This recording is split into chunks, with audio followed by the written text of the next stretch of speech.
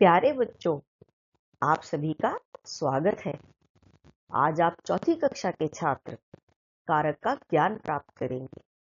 तो आइए देखते हैं कारक क्या होते हैं। बच्चों, सबसे पहले समझिए, मालती पत्र लिखा, नरेश पतंग उड़ाई, बच्चा बोतल दूध पीता है। संज्ञा या सर्वनाम के जिस रूप से उसका संबंध वाक्य के दूसरे शब्दों से जाना जाता है उसे कारक कहते हैं। कारक को प्रकट करने के लिए जिन चिन्हों का प्रयोग होता है उन्हें विभक्ति चिन्ह या परसर्ग भी कहते हैं।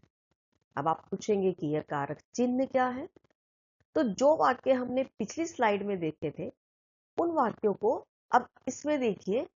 मालती ने पत्र लिखा, नरेश ने पतंग उड़ाई, बच्चा बोतल से दूध पीता है। अब हमने इन वाक्यों को पूरा करने के लिए कुछ शब्दों का इस्तेमाल किया, ने और से का प्रयोग किया। बच्चों, इन्हें कहते हैं विभक्ति चिन्ह या परसर्ग। और जब परसर्ग संज्ञा या सर्वनाम के साथ जुड़ते हैं तथा एक सार्थक वाक्य बनाते हैं। कारक के उद्देश्य। जब आप कारक पढ़ लेंगे तो आपको क्या क्या लाभ होगा। कारक की परिभाषा से आप परिचित होंगे, कारक के चिन्ह अथवा परसर्ग की जानकारी मिलेगी, कारकों के नाम जानेंगे, आपका व्याकरणिक ज्ञान उत्तम होगा। कारक कारक की परिभाषा क्या है बच्चों? ध्यान से सुनिए। संज्ञा या सर्वनाम के जिस रूप से उनका संबंध वाक्य के अन्य शब्दों से विशेषकर क्रिया यानी कि काम से जाना जाता है उसे कारक कहते हैं। कारक के चिन्ह को परसर्ग या विभक्ति चिन्ह भी कहते हैं। कारक के भेद देखिए बेटा। कारक के 8 भेद होते हैं। कर्ता कारक, कर्म कारक, करण कारक, संप्रदान कारक, अपादान कारक, संबंध कारक, अधिकरण कारक, संबोधन कारक।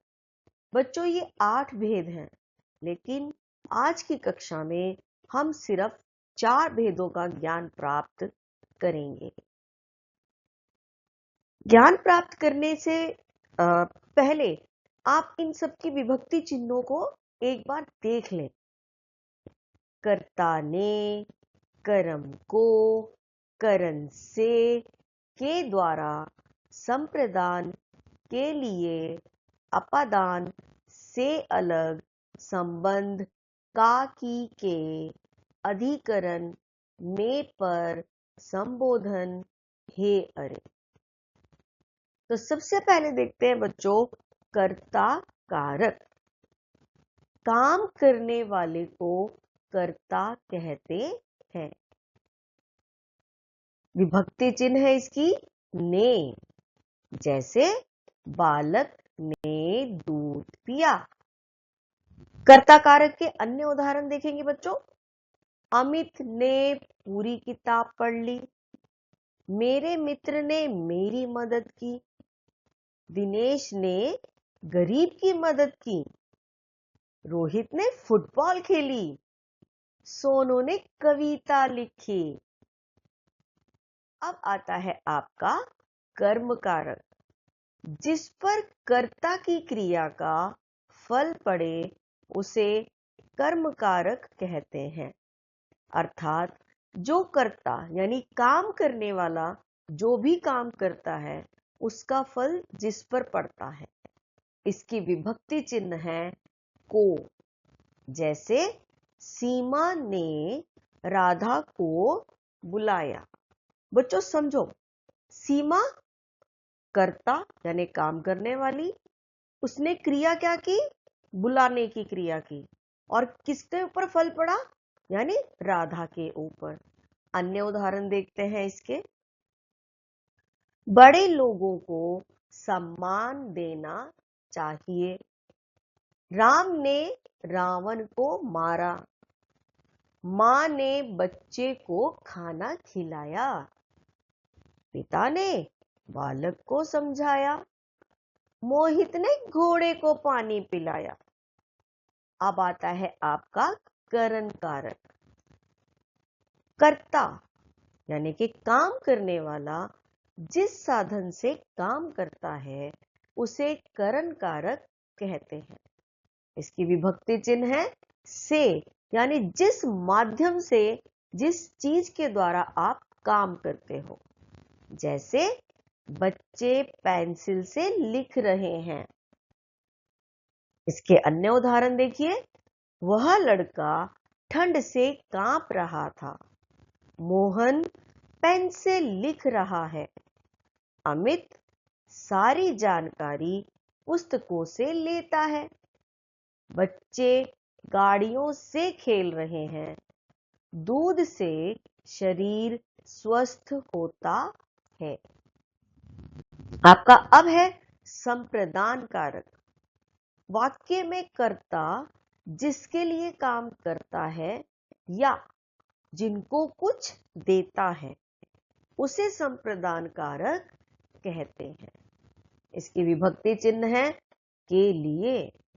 जैसे मैंने पिताजी के लिए अखबार खरीदा।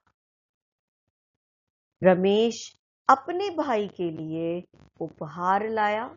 यानी हम किसी के लिए काम कर रहे हैं, कुछ दे रहे हैं। दीदी सबके लिए चाय बना रही है। पिताजी बच्चों के लिए फल लाए।